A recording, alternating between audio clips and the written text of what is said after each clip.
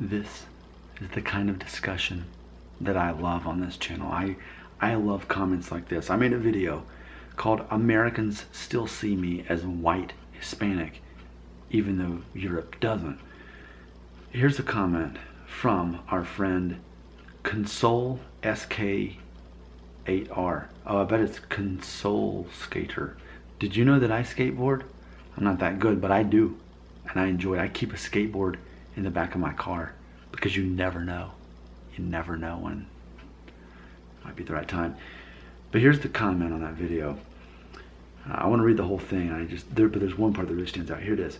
Quote, "Yeah, it's pretty funny sometimes how in the United States people tend to confuse Spanish with other words that classify Latin Americans. I'm mostly of Spanish descent, and it's personally a bit frustrating when sometimes people say, 'Oh, so you're Mexican.'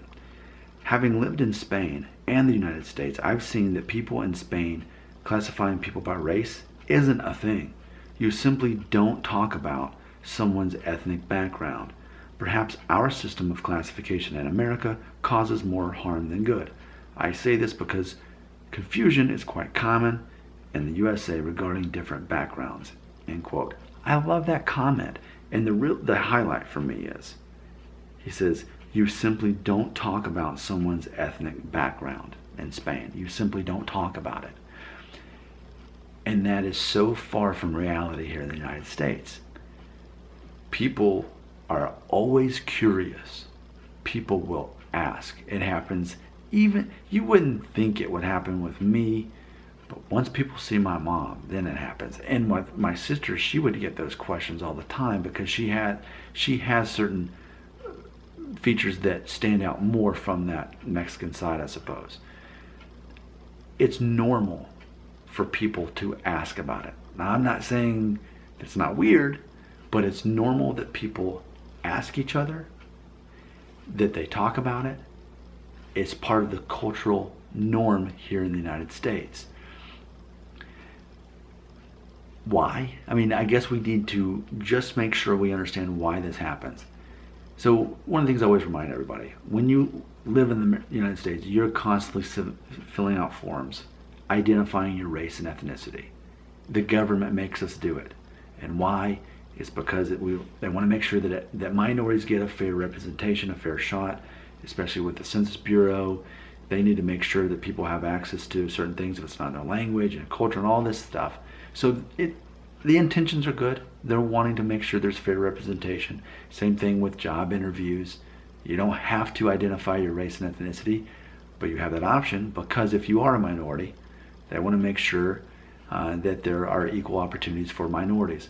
So they want to make sure that if they can offer the job to someone who's just as qualified that's a minority, they want to make sure that the advantage goes to the minority. So those are things that are set up in our culture here.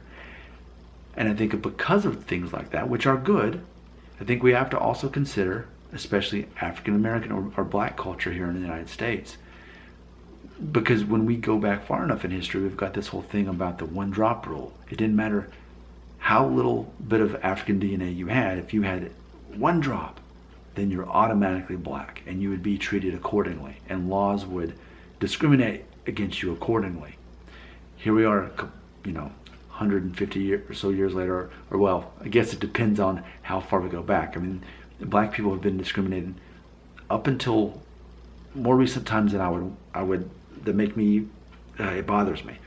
But either way, now we've seen a little bit of a cultural reversal of this one drop rule for black Americans. And that is, it doesn't matter how much African DNA you have, as long as you have some and you identify as black, then you're black. It could have been one great-great-great-grandparent, but especially if you have certain features and people can see that, and you identify that way as an African American, then there's a certain amount of pride that goes into black pride. I'm the first black person to do this or this. And we've seen this with the way we saw President Obama elected. I never considered him black.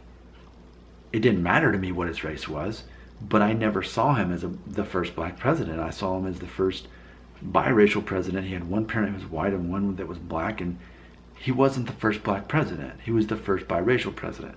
I've mentioned many times about Halle Berry. She said that she was the first black woman to win her Academy Award. But again, raised by a white parent, her father was black and he wasn't really in the picture. So it's a matter of things. No one wants black Americans for their identity to be denied as a black American. If you're a black American, there's a certain upbringing, there's certain struggles that you face that shapes who you are as a black American. And I think it's important that we don't deny that. And if you've seen The Rachel Divide on Netflix, Rachel Dolezal ethnically was not African at all. She married a black man, she had kids with a black man, her kids were black, and she was very involved in black culture. But the moment it found that it was released that she had no African DNA, suddenly it's like the black community backed away from her because it was like she was an imposter. She was trying to adopt this identity, this black identity, when she actually herself wasn't of African descent. So to say there's a lot of moving parts here, I think that's the thing. I make this video for people who don't live in the United States so that you can better understand. This is ingrained in us. I mean, and I'm someone who was born in the aftermath of civil rights. I was born in 1981. So I've learned all about what happened before I was even born. And because of that, I've been hyper aware of making sure that all minorities are treated like everybody else and that are not discriminated against. That's the way that's my reality. That's what I grew up in. But because of that, and even though that's a good thing, culturally, Americans are very, especially my generation and younger, we are very aware that we are different races and ethnicities. Not in a bad way, not to look down on each other, but to, if anything, to celebrate that. And, it's funny because I think even in the awkward 80s and 90s in America in regards to this, the message was this: you should be colorblind. You shouldn't see color. You should see a person. And I think as we moved to a more mature place in the 2010s, and there was even an episode on The Office about this, that's a silly concept that you're colorblind. Of course you see color. Of course you see race here in America. And here in America, we celebrate that part of someone's identity. If I were to say to a black guy, "Oh yeah, you're black. Oh, I didn't even notice. I didn't see. We're all just human beings." Well, while there's some truth in that, at the same time, here in America, to deny a black man the fact that he had a different upbringing and culture than I do, that's part of his identity. So for me to pretend that doesn't exist is actually an insult. And it's a matter of, here in America, I feel like we're taught to, when we see that, we're trained to look for who's minorities because we want to make sure that they are treated equal as the majority, I guess we'd say. But we also want to celebrate their identity in their culture. That's very important. So I think we're just hyper aware of race, hyper aware of ethnicity, even though we're trying to do it for the right reasons. I think ultimately that becomes the side effect. And it's a little bit awkward and it's a little bit weird. But I think here in America, this is what we live in. This is what we know. And especially people my age and younger, we're wanting to reverse all the bad things that happened to minorities in the past. So now we're just thinking, how can we all be treated equal? Wait, are you Spanish? And then, because if that's the case, you're a minority and we need to make sure that you get fair treatment and you can be the first Hispanic person to do this or the first whatever person to do this thing because we want to see diversity. Closing thought. Last year I had made a series about the cast of, I can't say it's one of my favorite shows, but Saved by the Bell in the 90s. But I guess I've seen every episode like 5 times, so it probably is when I was a kid, right? Saved by the Bell. But in this cast, none of the cast that were minorities were actually, it was seldom even brought up. Can't remember one episode where Lisa Turtle ever brought up that she was black. A few episodes it was brought up that Screech was Jewish, if we're going to count that as a minority. But AC Slater, there was like one episode where it even mentioned that he was Hispanic. And I think back in the 90s, what was happening is they were getting us familiar with, hey, we're all equal, we're all the same. It doesn't matter about your race and ethnicity, but they didn't talk about it. They didn't talk about it back then.